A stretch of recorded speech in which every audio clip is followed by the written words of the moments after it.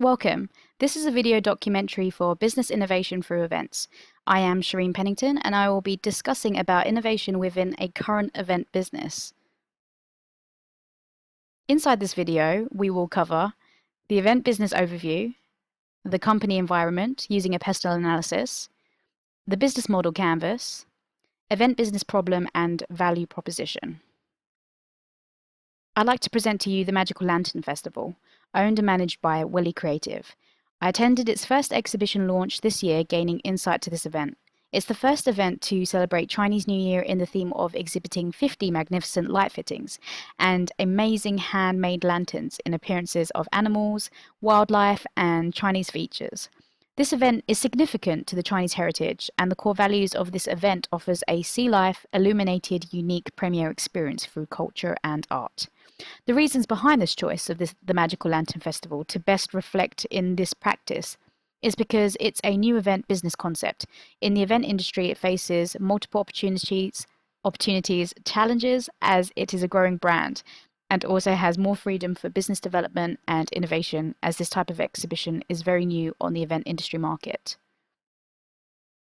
An analysis of the company's environment reveals there are several factors that can have a profound impact, both positive or negative, on the performance of the event business. Using the PESTLE framework, it aids in situational analysis to assess forces that will be beneficial for the event business in the long term. There are many local and global political forces changing tax policies, government attitudes, government spending. However, current political factor that will impact the Magical Lantern Festival is the EU referendum. Around 250 business leaders vote to leave the European Union, that the EU harms the prosperity of UK's economy, as the Guardian News and Media Limited 2016 reports. Depending on the outcome of this political vote, this will impact on the economy, could potentially cause changes in regulation, and if worst case scenario, affect political stability. All these concerns can affect the event. For example, cutbacks can lead to increased pressure on pricing. In terms of the economic factors, forces such as the global economic crisis can have a negative impact on the festival, as consumers may be reluctant to spend on leisure. However, Mintel 2014 reports for market in visitor attractions in the UK has increased by 16.5% in the last 5 years, displaying a steady growth curve, but pricing, however, should be taken considerably, as it is great significant, especially in any political and economical changes. Increase in buyers and competition in the event industry market will have an impact, which will put weight on pricing. There is also a potential for new event business entrants to join, as this is accessible, as the barriers of entry for this type of cultural exhibition are low. This can impact the Magical Lantern Festival by bringing in new competitors, as Newbold et al. 2015 mentions how more and more tourist companies, private organizations, and government are noticing the positive trending effect and global phenomena that Chinese New Year celebrations have. The Magical Lantern Festival will need to develop and maintain a value-adding process to maintain its new or returning audiences. As taxes have risen in personal allowance and insurance premium tax this year, and to rise again next year in 2017, as the Telegraph Media Group 2016 reports, as well as unemployment rates that have dropped to the lowest point in 10 years, 1.71 million people were unemployed, as BBC 2016 informs. Both of these occurring forces will have impact on the event business by stress on pricing for services, and if the target audience has little disposable income, the likelihood of them attending would be slim. Social factors in trends, such as ethnic and cultural makeup of local residents and the openness towards outside influence of Chinese culture, and from a global perspective, aging population will have a positive impact, as Ferdinand and Kitchen 2012 quotes, "Moreover, older people are enjoying greater levels of vitality as they get older, and as a result are attending events in large numbers than ever." Looking at positive impacts from ethnic festivals, this brings a sense of family togetherness, bringing cultural and Chinese diaspora communities together, giving London a stronger cosmopolitan image, encouraging a intercultural understanding of Chinese ways, also relating Chinese immigrants to their origin. The event taking place outdoors in the park, technology may be a slight factor regarding if generators for electricity was enough. Being able to purchase beverages, tickets, and merchandise by card was not also available. However, this could have been beneficial to the event organization, as this could encourage visitors to spend more if they had this facility.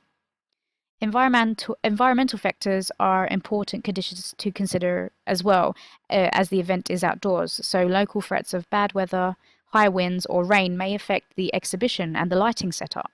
It can also play an important part to visitation to the event, especially on a cold winter's evening. Another major force would be the levels of environmental awareness amongst the local residents. As the park is a protected historical site and is listed as a Grade 1 garden, as Chiswick House and Garden 2016 mentions, the impact it will have on the event business is to have an ecological and sustainable guidelines to respect and protect the nature and the wildlife, as well as the archaeological element. Lastly, legal forces can be changes such as health and safety or labour laws, could be alterations in insurance requirements, in regulations such as alcohol license. If the Magical Lantern Festival was not up to standard with these regulations, this could be quite a big problem. The impact, if legal forces were not in check, could be potential closure or a cancellation of the event. Now, moving on to the business model canvas, this is beneficial as it assists in strategic management and entrepreneurial for the event business. Looking at the right-hand side to the customer segments, the Magical Lantern Festival focuses on mass market. The marketing director, Naz Kabir, refers to its visitors as Londoners, as the Magical Lantern Festival 2015 mentions, which overall is quite a generic and wide variety of audiences.